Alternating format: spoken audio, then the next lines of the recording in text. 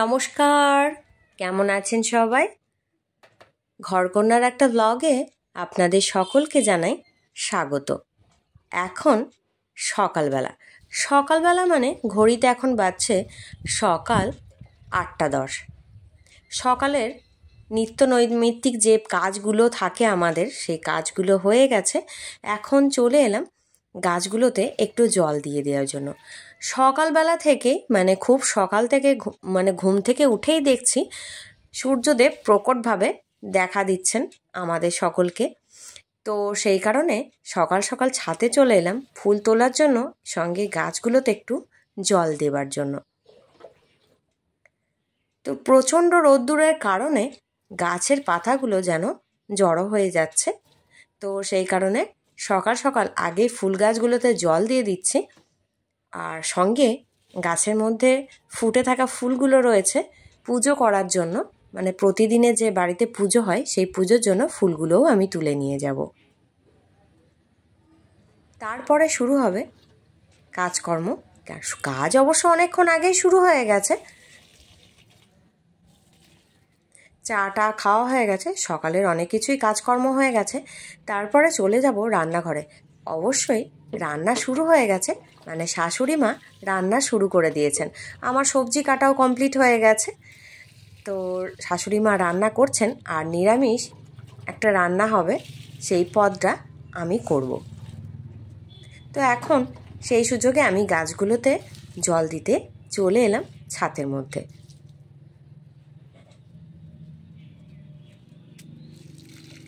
আর সঙ্গে ফুলগুলোও আমি তুলে নিয়ে যাব। আর এখন প্রচণ্ড কিন্তু রোদ্দুরের তাপ, সকালবেলা থেকেই প্রচণ্ড রোদ্দুর দেখা দিচ্ছে সেই বিকাল পর্যন্ত। জামা কাপড় মেলতে না মেলতেই ঘন্টা খানেকের মধ্যেই কিন্তু শুকিয়ে যাচ্ছে।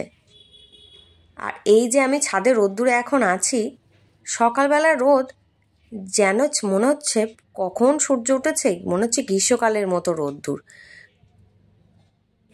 আর প্রচণ্ড রোদ্দুরের মধ্যে ছাদে পা পাতাও যাচ্ছে না, ছাদটাও তেতে রয়েছে। গাছগুলোতে জল দেওয়া কমপ্লিট হয়ে গেল, এখন চলে যাব নিচে।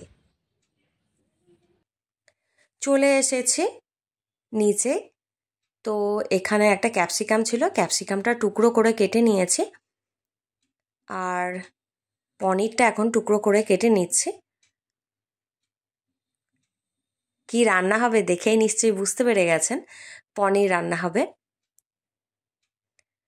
তো এই পনিরটা এখন টুকরো করে কেটে নিচ্ছি, আর এখানে যে রয়েছে ক্যাপসিকামটা, ওটা টুকরো করে কেটে নিয়েছি।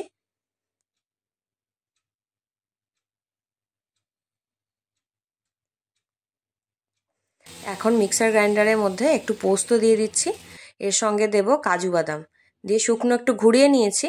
এখন ওই ক্যাপসিকামের টুকরোটা আর কাঁচা লঙ্কা দিয়ে বেটে নিচ্ছি। আর এদিকে অল্প একটু রিফাইন্ড অয়েল দিয়ে পনিরের টুকরোগুলো হালকা ফ্রাই করে নিচ্ছি। আর এই রান্নাটা আমি খুব কম তেলেই করে থাকি। আর পনিরগুলোকেও আমি কিন্তু হালকা ফ্রাই করব, তার কারণ হচ্ছে পনির বেশি ভাজলে শক্ত হয়ে যায়, সেই কারণে খুব সামান্যই আমি কিন্তু একটু হালকা করে ভেজে নিচ্ছি। যারা নিরামিষ খান তাদের জন্য এই রান্নাটা খুবই কিন্তু সহজ হবে, মানে খুব তাড়াতাড়ি হয়ে যায় এই রান্নাটা। আর যারা নতুন রাঁধুনি তাদের জন্য কিন্তু এই রেসিপিটা খুব উপকারে লাগবে আমার মনে হয়। তো এখন একটা সাইড করে ওই রিফাইন্ড অয়েলটার মধ্যেই দিয়ে দিলাম একটু গোটা জিরে আর একটু লঙ্কার গুঁড়ো। খুব সামান্যই দিয়েছি, দেখে আপনারা বুঝতেই পারছেন।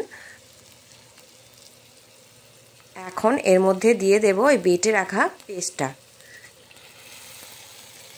ক্যাপসিকাম, কাজু বাদাম, পোস্ত আর হচ্ছে কাঁচা লঙ্কা দিয়ে একসঙ্গে বাটা ছিল, ওইটা এখন এর মধ্যে দিয়ে দিলাম।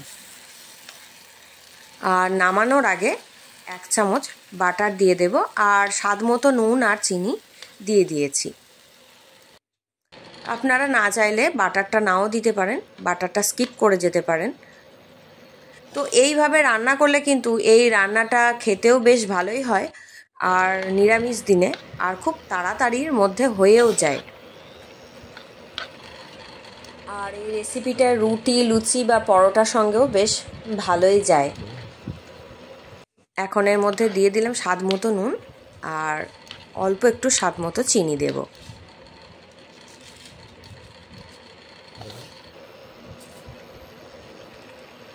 তো রান্না আমার কমপ্লিট হয়ে গেল।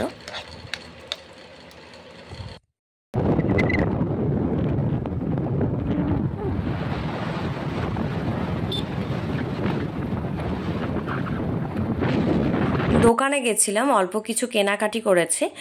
তো এটা হচ্ছে পিস শাশুড়ি মা, আর কি কি কেনাকাটি করেছি এই পিস শাশুড়ি মাকে শেয়ার করছি। এগুলো একটু দেখাচ্ছি কি কি কিনেছি।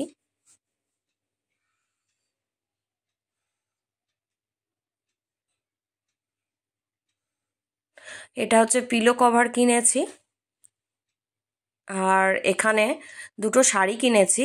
এটা হচ্ছে নেভি ব্লু কালারের উপর এরকম কাজ করা রয়েছে, গোটা শাড়িটাতে অল ওভার কাজ রয়েছে। আর একটা হচ্ছে বটল গ্রিন কালারের, এই সেমই শাড়ি, সেম দেখতে।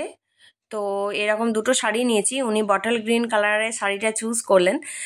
তো উনি বলেছিলেন যে হালকা ওয়েটের কোনো আমার জন্য শাড়ি আনবি। তো সেই কারণে হালকা ওজনে মানে কম ওয়েটের এই শাড়িগুলো কিনে এনেছি। সেটাই দেখাচ্ছি যে কোনটা পছন্দ হবে আপনার, সেটা নেবেন।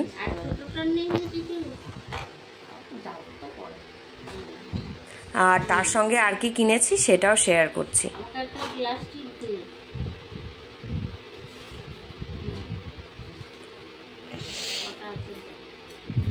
এই যে দেখতে পাচ্ছেন বটল গ্রিন কালারের শাড়িটা, এটা উনি পছন্দ করেছেন।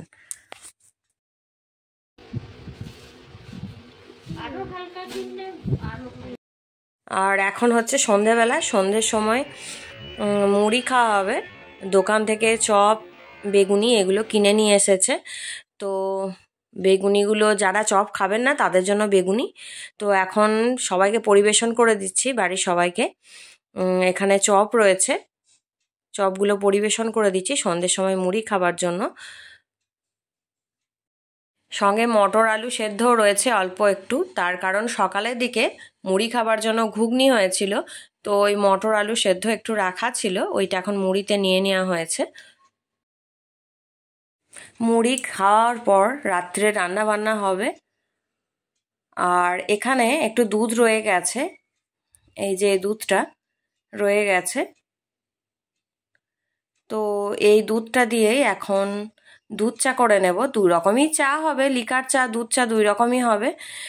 তার কারণ অনেকে দুধ চা খান না, তো তারা লিকার চা খাবেন, আর যারা দুধ চা খাবেন তাদের জন্য এই দুধটা দিয়ে দুধ চা করা হবে।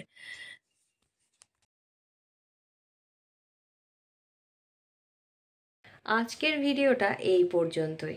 আর কেমন লাগলো কমেন্ট করে কিন্তু জানাবেন। ভালো লাগলে অবশ্যই একটা লাইক করে দেবেন। আজ এই পর্যন্তই, দেখা হবে পরবর্তী ভিডিওয়। নমস্কার।